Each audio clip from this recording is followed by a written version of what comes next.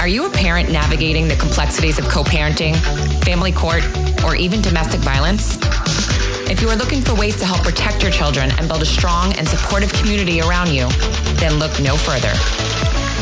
Gray Minds Think Alike is your go-to resource for everything related to the complexities of family life. Join us as we dive into thoughtful conversations with experts and explore practical tips and strategies for tackling the challenges of parenthood in the throes of adversity so that no parent feels alone and every child's safety is protected.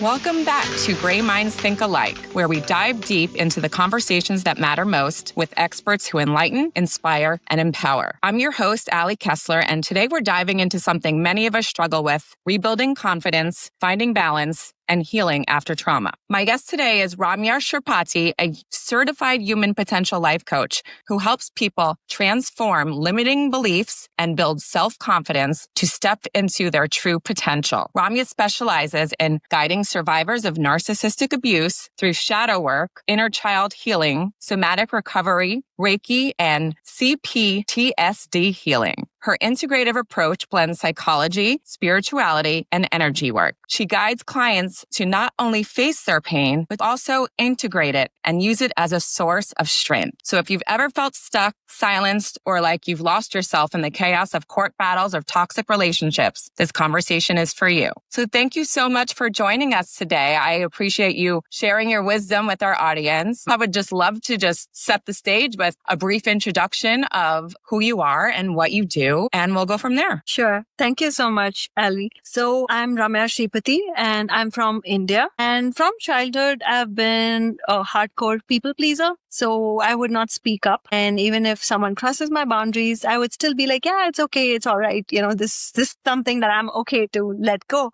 But what actually happened with years of suppressing myself, I started developing some issues with my thyroid gland. It started growing rapidly and pressing my windpipe and my food pipe. And the doctor said, we need to surgically remove this now. Wow. So in 2018, I had a thyroid removal surgery. And post that, I came across the fact that if you suppress your emotions, your throat chakra gets impacted. And the thyroid is located in the throat chakra. So I realized the impact and the importance of speaking up, of the ability to say no to others or to speak up for our own self. And I thought, okay, if I couldn't save my thyroid, I could probably speak about this and create awareness about this so that others could save their organs and not go through this, right? So earlier to becoming a life coach, I was in the HR profession for many years. So I worked with Accenture, Tesco, and few other companies. And I'm married. I have 2 kids. And while I was taking a break from work, I wanted to move into the space of psychology. I did my certification in life coaching and moved into the life coaching space in 2020. And I set up my coaching business, which is called Activate.you. And I help clients to recover from something called narcissistic abuse, which is nothing but psychological abuse, emotional, verbal abuse, and also physical abuse. So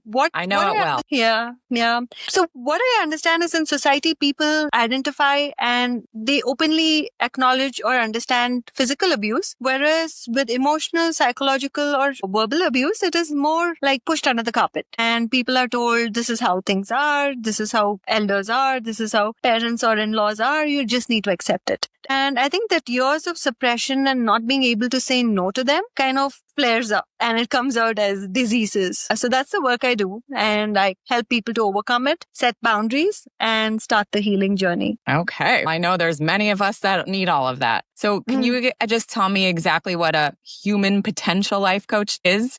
I guess it's someone that helps you find your potential. Yeah. Okay. Let me be honest with you. So when I finished my life coaching course, I was not too sure. We were asked to pick a niche as a coaching niche. And I come from a HR background. So human potential life coach sounded like, okay, this is the thing that I need to do, bring out their potential. But a year into being a life coach, I realized there were a lot of people who were coming to me with issues of psychological abuse, which is I would connect the dots and tell them, look up something called narcissistic abuse. And they'll be like, wow, this is exactly what it is, right? So I was very interested that there was a dearth of people who understand narcissistic abuse. So then from human potential life coach, I moved into being a narcissistic abuse coach. So now I'm like, yeah, apart from human potential, I'm a narcissistic abuse coach and a shadow work coach as well. Very good. Now, for listeners who may be new to this, what exactly is shadow work and how can it help survivors of trauma? Yeah. So shadow work is based on the work of Carl Jung. He is a famous psychologist. Okay. And he's developed this work to go into our unconscious part of our mind to dig out the beliefs which are there. And actually, those unconscious beliefs are what drives our behavior. So suppose I'm a people pleaser. It's my belief that if I say no to others, I won't be liked. So I need to go down to the root of why I behave that way or why I don't speak up for myself and start making changes there. So shadow work helps with a set of like questioning, which goes to the root cause, and it helps the clients to uncover and discover their real self, their authentic self. And there's something called a gold shadow, which is there inside all of us. And we suppress it under layers of trauma, under layers of life experiences. So through shadow work, we can actually uncover that gold shadow. Lovely. So we all have a gold shadow. Yeah, we all do. We all are special. Yeah. How does one go about discovering it? What type of ways? So there are a list of questions which we go through. Okay. Yep. In the coaching session. So it goes to the root cause. So people are able to see what are the blind spots and what are the limiting beliefs which are holding them back. And for example, if a person has an issue with being a perfectionist, so we help them to go down to the root cause. And the root cause could be something as simple as they saw a parent who was a perfectionist and they created a belief that I also need to be perfect. And if I'm not perfect, then I'm not good enough. So we go down to, there's a list of questions for each of those shadows that we hold within us. And we go down and identify and go to the root cause and then start new beliefs there. All right. Now let's talk about narcissistic abuse recovery. What challenges do you see most often in survivors of narcissistic abuse and how can you help them break free of those patterns? Yeah, that's something that I personally went through. Yeah.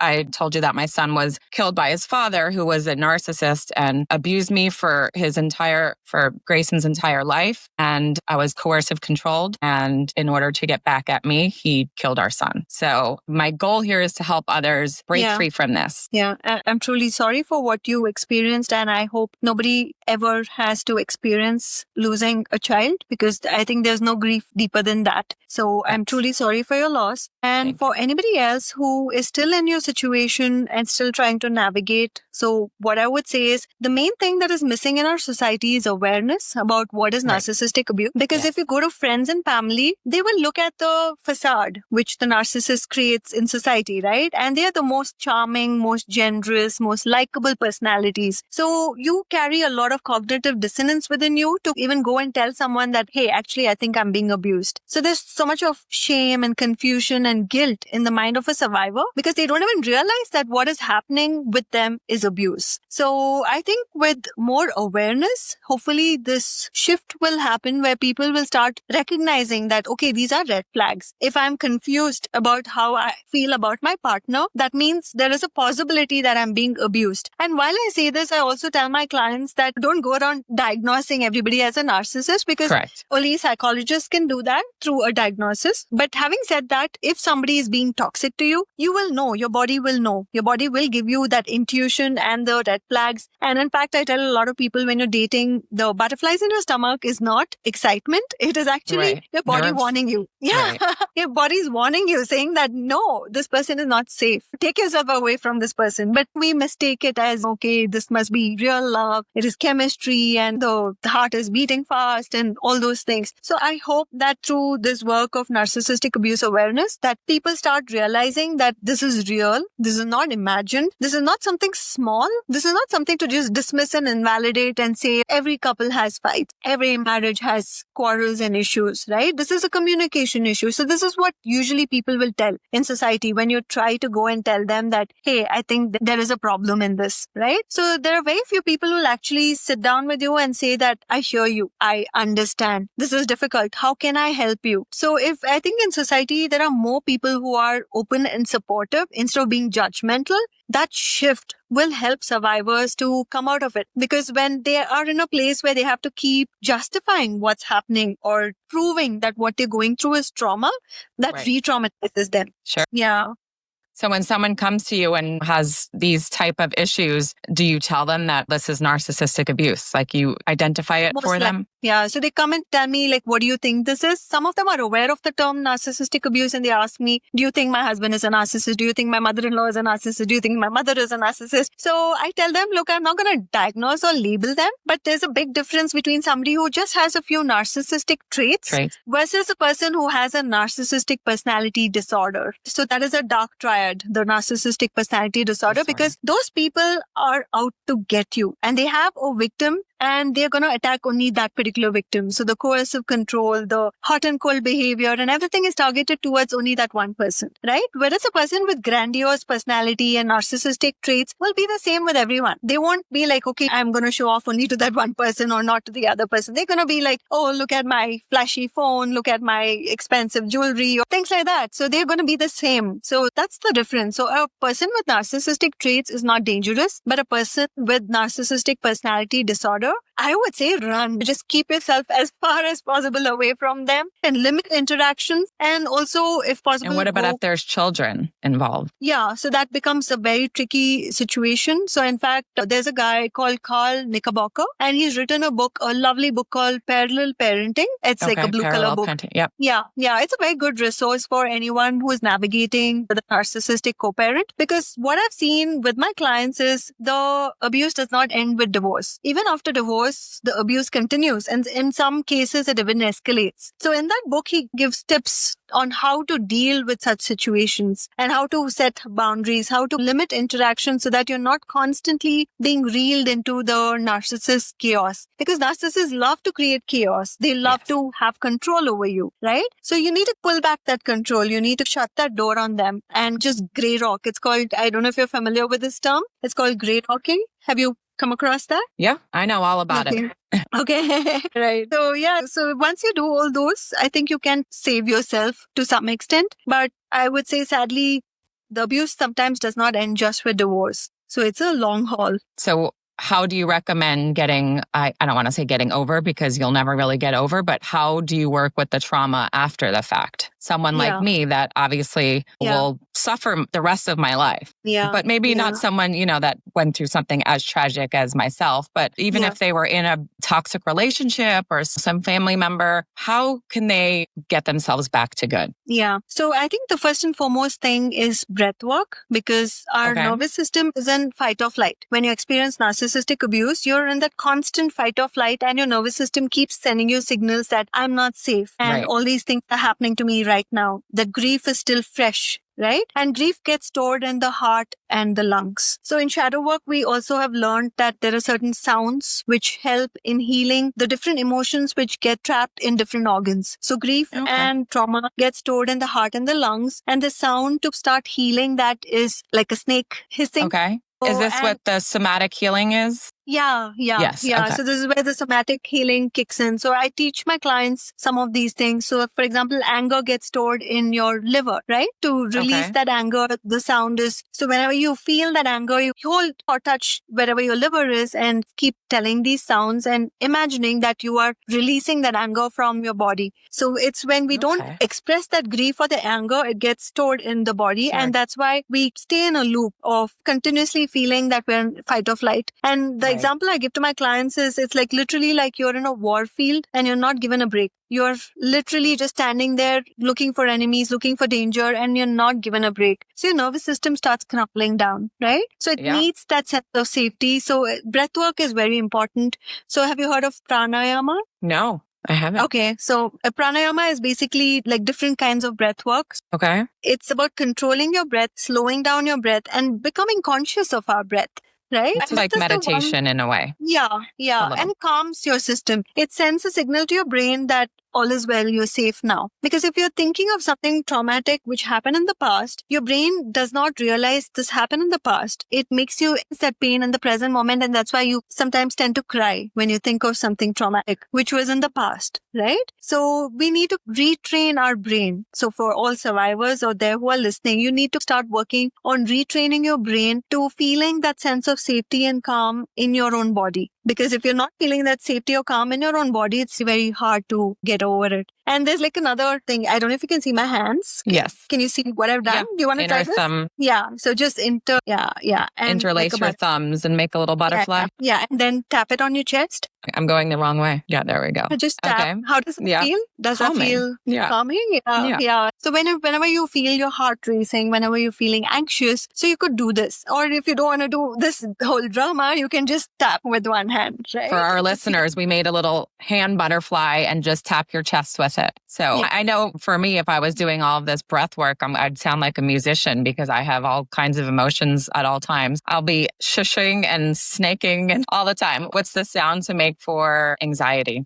Anxiety, again, it is, first of all, you need to calm the grief which is there, because the grief is what brings out the anxiety. So you can tell the sounds, which is the sound for the lungs. And for the heart, the sound is ha. Just ha, like a sigh, right? Yep. And yeah, so and also just taking like a deep breath in, and there's something called box breathing. So that's very simple. So you visualize a box in front of you and you count 1, 2, 3, 4, breathe in, then 1, 2, 3, 4, hold, 1, 2, 3, 4, breathe out, again, then 1, 2, 3, 4, breathe in. So you cannot do that. And actually the beauty of doing this, it cuts the overthinking. So anxiety comes from a lot of overthinking which is happening, right? So it's like your whole system is heated up. It needs cooling down. It needs a reset. So when you kind of slow down your breath, you're able to calm down your anxiety and you're able to stay more calm. Very true. Now, what are some other practical tools for parents or people staying grounded during manipulation or gaslighting or high conflict co-parenting, aside from the breathing techniques? Yeah. So one thing is to remember to not engage. So in fact, even today, to not engage. Yeah. So there is a technique called DARVO. Are you aware of that? Yes. Someone else spoke about it. Yeah. Oh, okay. So that is what narcissists do, right? So when you try to bring up an issue, like obviously when you're parenting together, there will be 101 issues to discuss. So when you go to them and try to discuss the issue saying that, hey, I'm upset about this. Can we have a conversation about it? So they will not ever tell you, okay, I hear you. Let's have a conversation, mature conversation. So instead, what they will do is they will throw it back on you, saying that you did this or you said this and you hurt me and you're supposed to apologize. And even before you realize, instead of holding them accountable for something wrong they did, you are defending yourself for something that they're accusing you. And sometimes it's even false accusations. So the thing to remember when you're co-parenting with a high conflict parent is do not take the bait. This is literally a mantra you have to keep telling yourself. So mantra is something that like a chant, you keep repeating it. So you need to mentally keep creating that new thought loop that I will not engage with this. Because the example again I give is pigs like to roll in the mud. We don't need to go and roll in the mud with them. The pig enjoys it and we feel about it. So we don't need I learned all of that the hard way because my son's father would send relentless amount of text messages that were disparaging and whatnot. And at first I wanted to defend myself. I wrote back and then after a while I was like, you know what? I am not engaging in this. I am not writing back unless it's logistics regarding Grayson and school pickup or whatnot. I have no reason to speak with him or even answer a text message. So I started to not, but I feel like that sort of fueled him a little bit. And then he would always escalate to another level. Yeah, because they don't like to accept defeat, right? So when you don't take the bait, it is almost like they have to accept defeat because they're not able to get through to you. But you need to ensure. Step it up. Yeah. So I tell my clients, even if you want to cry, do not cry in front of the narcissist. Do not cry in front of them because it literally gives them that supply, that happiness, right? There's a word for it. Schadenfreude. Have you heard of that? Schadenfreude, when you feel happy, when someone else is in pain, when someone else is suffering. Yeah. So Dr. Ramani talks about this a little bit. Yeah. We had her on. She's like she's a god. Yeah. We just had her on recently and she talks all about all that. Yeah.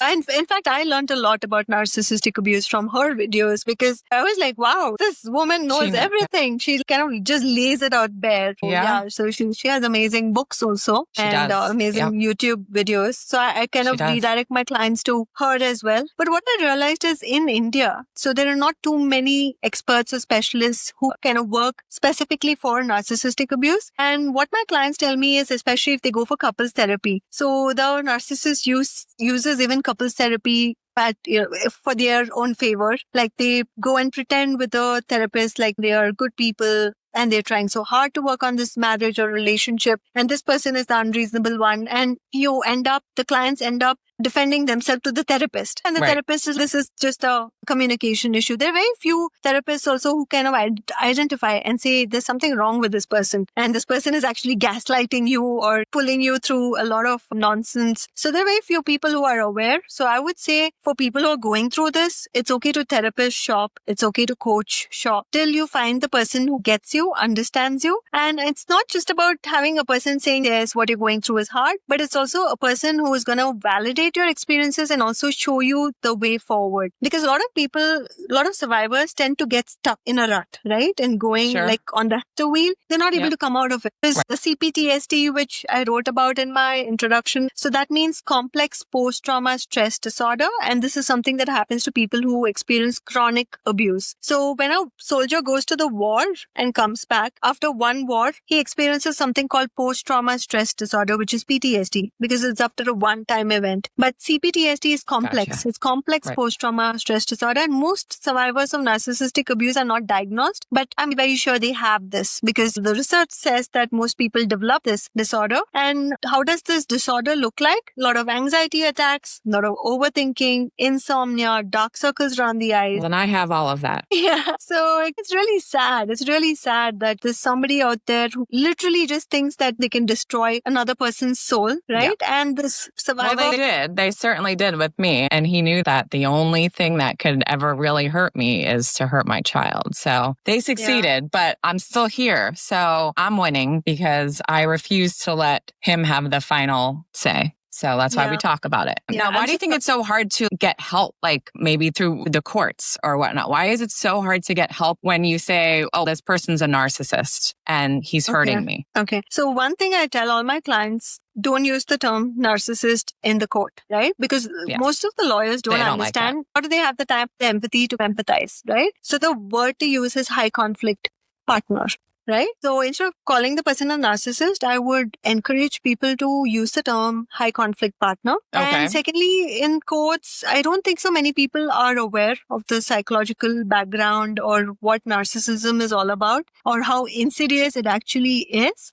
So they don't get it. They just think, oh, this person is just overly sensitive. Like even if you break down in a court session, right? So the judge may just dismiss you saying that you come back when you're more calm and collected. I don't want this drama in my courtroom, right? So nobody's going to really sit with you. So it's very important to rehearse, to practice what you're going to say and to have a lawyer who is very good in understanding high conflict personalities. If not narcissistic, at least they should know how manipulative high conflict personalities are so that, you can also strategize. So in fact, I tell my clients, why don't you learn chess? Right. So because chess is a game which forces you to strategize. Chess is a game which makes you believe that you cannot just be naive. If you want to protect yourself, you need to observe your opponent. You need to see what are their strengths and weaknesses, what are their patterns, and then you need to work around to protect yours. So that kind of gives your brain a new path, a new way of thinking. Because if a survivor thinks of themselves as a victim, they don't move forward. They stay stuck there hoping that somebody would come and save them, but that somebody may never show up. So the somebody who has to save a victim of abuse is the victim themselves, right? And by identifying as a victim, it's very hard to move forward. So I always recommend to use the word survivor to, even if clients come to me and call themselves a victim, I'm like, no, you're not a victim. You are a survivor. You've survived this. This is something so difficult and so painful and so hard, but you've survived it and you have moved past it, right? So to tell a survivor about or reminding them of their own strength, their inner strength, helps them to move forward because the world never really sits with them or validates or acknowledges what they've gone through. So it's very important to have a partner or a coach or a therapist who helps you to move forward from the trauma instead of keeping you stuck there.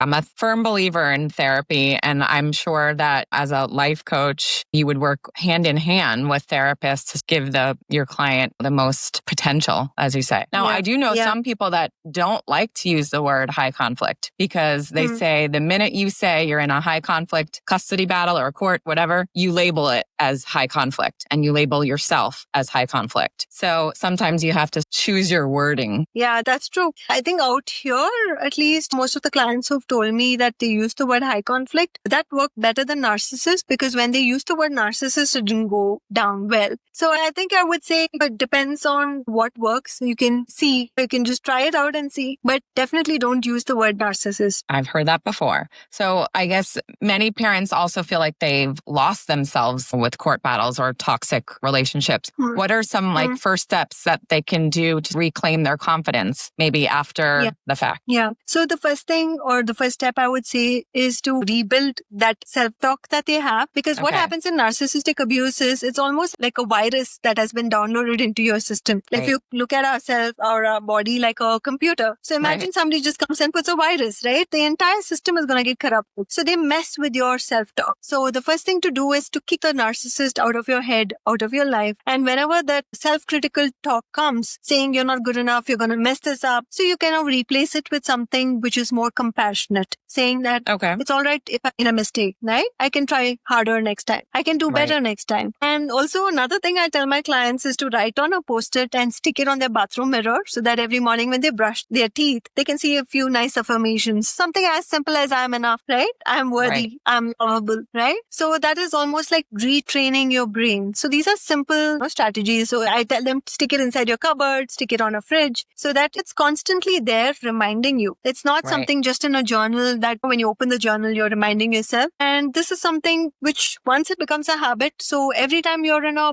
bad frame of mind, it becomes a habit to fall back on affirmations. So affirmations is something which really have a positive impact. And the important thing about affirmations is it has to be in present tense. It should be positive words in present tense. So it can't be like I will be strong. The word should be I am strong. Because the brain recognizes something that you're telling in the present moment. So it is very important to do that. Yeah. I'm also a believer in self-care, doing things to better, whether it's a massage or even just a manicure, just doing things to take care of you. Yeah, that helps a lot. In fact, massage kind of moves the emotions which are trapped in the body. So when we learned Reiki, we learned about how we have an energy body around us. So the soul is seated inside, then we have this physical body, and then we have an energy body which is around us. So when you meet people who have like lower energies or who are toxic or who are narcissists, what you will realize is your energy body interacts with their energy body. Literally, you feel like your energy is draining out, right? It's almost like your battery is drained out and you're irritable or you're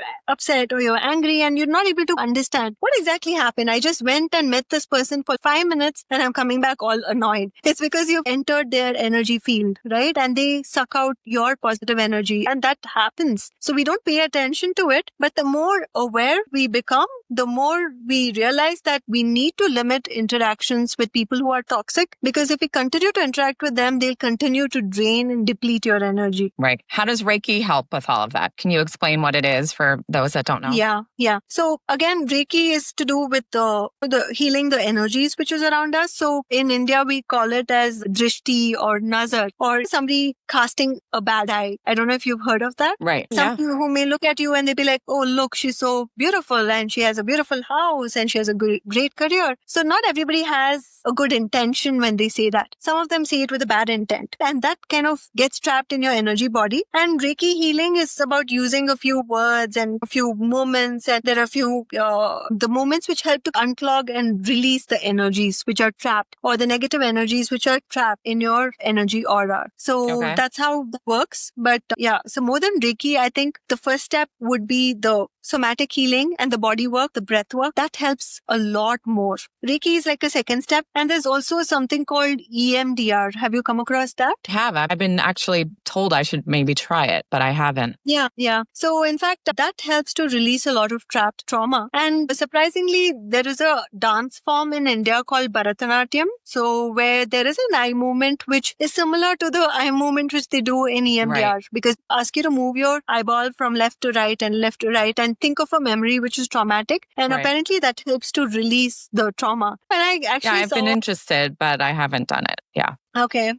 So EMDR helps, and there's something called EFT, the emotional freedom tapping technique. So if you just Google or just type EFT, so there are guided videos on how to do it. So there are certain energy meridian points like here, like below the nose, the chin, and below the collarbone. So you kind of tap it. Those points. Yeah, you tap those points and you repeat few affirmations. So suppose you have a money block, you tap and say that although I'm having a difficulty right now, I will get over this money block and I'm going to release myself from this and I'm going to tap into abundance. So it's a lot of like a work of affirmation along with activating those energy points in the body. Well, fascinating. I'm actually going to look up all of this because I am all about, like I said, self-care and feeling, the best that I can be. So I'm going to look up all that and I will put all of that in the show notes. Now, you started Activate.you, correct? Yeah. And that's the name of your life coaching company? Yeah. So it's activating your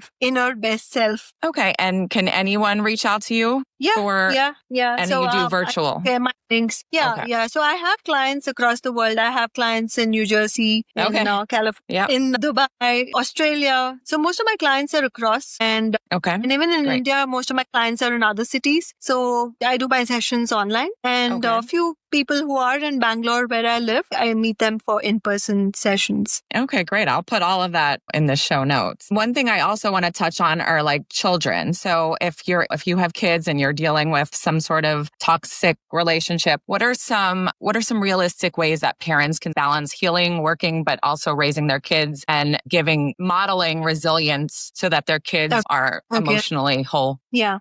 So this is a question I get asked a lot. And in fact, I fall back on few of the things which I picked up from reading that book by Carl Knickerbocker, the Parallel Parenting book. Parallel. Yeah. So he says, do not badmouth the narcissistic parent to the children because the children, even if they see that, okay, this parent is doing something wrong, they don't like to hear one parent badmouthing the other parent. So you can call out something which is toxic. You can say, okay, the way this person shouted at you was not okay. The way they dealt with you was not okay. But we should not keep bad-mouthing them and say that, look, they're a narcissist, right? Don't talk to them or shout back at them. So that would be a wrong role modeling for the children. So when we are a healthy parent ourselves, when we regulate our emotions, when we don't suppress our emotions, we are assertive, we speak up for ourselves. So children notice that, right? And when they see that, okay, it's only the other parent who is like just going on picking fights and there's drama always when that other parent is around. But when this parent who's stable is around,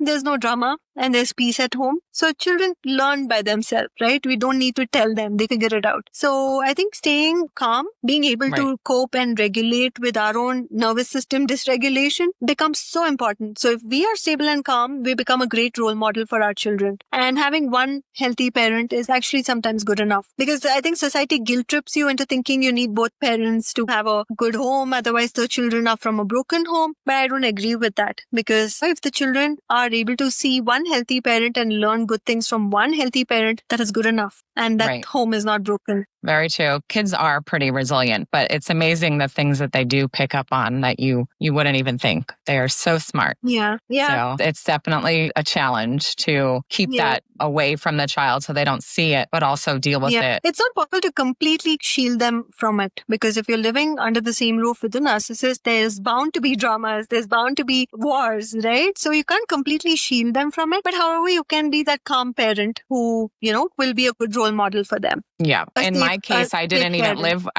with Grayson's father and we lived separately and Grayson went back and forth every 2 days. And it was hard when I don't want to go. And I have to be like, but you have so much fun there. And I had to make him want to go. And that was challenging for me because I didn't want him to go either. Yeah, no, I completely understand that. It's not a good place to be. And in fact, I know a lot of parents clients who tell me that they stay in the marriage because they don't want to go through that. The fact that they'll have to stay separately in two different homes and kind of the children will have to juggle or keep moving between two homes. And it's really sad. It all boils down to a lot of unhappy people and unhappy marriages who are just stuck together because of either financial reasons or because of the children. So I hope that changes. Yeah, me too. So if a listener that's listening feels hopeless or stuck right now, what's one small thing that they can do today to start moving forward besides calling you?